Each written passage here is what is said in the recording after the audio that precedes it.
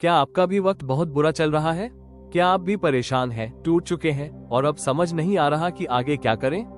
तो रुकिए, आज जो आप सुनने वाले हैं वो आपके जीवन की दिशा बदल सकता है। बुद्ध की ये 3 बातें आपके जीवन के सबसे कठिन समय को भी एक वरदान बना सकती है। ये कहानी सिर्फ एक उपदेश नहीं है, ये कहानी है एक टूटे हुए इंसान की जो फिर खड़ा हुआ, बस बुद्ध की 3 बातों को अपनाकर। तो ध्यान से सुनिए, क्योंकि ये कहानी आपके लिए है। पहली बात, हर चीज बदलती है। बहुत समय पहले की बात है। एक युवक था, नाम था असीम। बुद्ध के समय में जन्मा था, लेकिन उसे जीवन में कभी भी शांति नहीं मिली। बचपन से संघर्ष, गरीबी और दुख उसके साथ ही रहे। एक दिन ऐसा आया जब असीम सब कुछ छोड़कर जंगल चला गया। उसने जीवन से हार मान ली थी। वहां उसकी मुलाकात एक वृद्ध भिक्षु से हुई। भिक्षु ने उसकी आंखों में देखा और पूछा, बेटा, भाग क्यों रहे हो? असीम ने कहा, मैं टूट चुका हूँ। जीवन में कुछ भी ठीक नहीं हो रहा। हर दिन दुख, हर रात बेचैनी।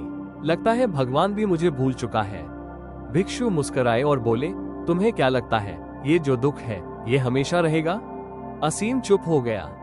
भिक्षु ने कहा, बुद्ध ने कहा है, संसार में कोई भी चीज स्थायी नहीं है, ना सुख ना दुख। हर चीज बदलती है।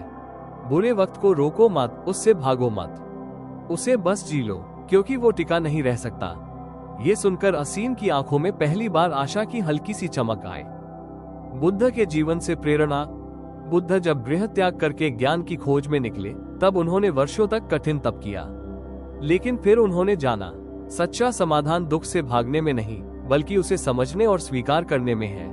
उन्होंने बोधगया में पीपल के पेड़ के नीचे बैठकर ज्ञान प्राप्त किया और वहां उन्होंने सबसे पहला सत्य यही जाना, दुख है लेकिन वो स्थायी नहीं है। दूसरी बात, मन जैसा सोचता है वैसा ही जीवन बनता है। असीम उस भिक्षु के साथ बुद्ध की शरण में पहुंचा। वहां एक बार एक स्त्री आई जो अपने मरे हुए बच्चे को गोद में लिए हुए थी। वो रो रही थी। उसने बुद्ध से कहा, मेरे बच्चे को जीवन दान दो।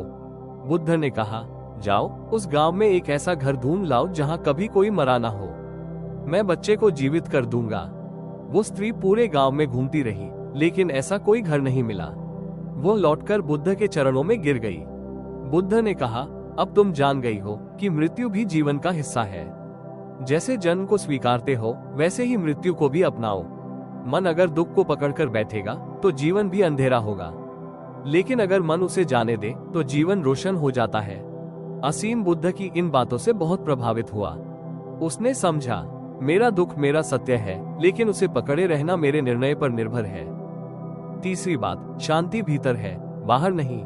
कुछ दिन बाद असीम ने बुद्ध से पूछा, भगवान, क्या मैं भी खुश रह सकता हूँ? बुद्ध ने मुस्कुराकर कहा, क्या तुम भीतर की यात्रा के लिए तैयार हो?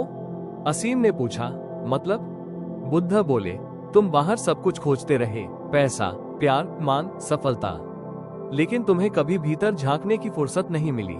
शांति वहां है जहां तुमने कभी देखा ही नहीं, अपने अंदर। तुम जैसे हो वैसे ही पर्याप्त हो, बस स्वयं से जुड़ना सीखो। ध्यान करो, अपने मन के विचारों को देखो, खुद को समझो। जो लोग खुद को समझते हैं वे ही दुनिया को जीतते हैं। असीम ने ध्यान करना शुरू किया। धीरे धीरे उसके भीतर का डर शांत हुआ। वो जान गया कि दुख उसका दुश्मन नहीं बल्कि उसका शिक्षक था। कुछ वर्षों बाद असीम खुद एक ज्ञानी भिक्षु बन गया, और जब भी कोई दुखी व्यक्ति आता वो 3 बातें जरूर बताता। 1. सब कुछ बदलता है, ये भी बीत जाएगा। 2. जैसा सोचोगे वैसा बनोगे, इसलिए अच्छे विचार लाओ। 3. शांति कहीं और नहीं, तुम्हारे भीतर है।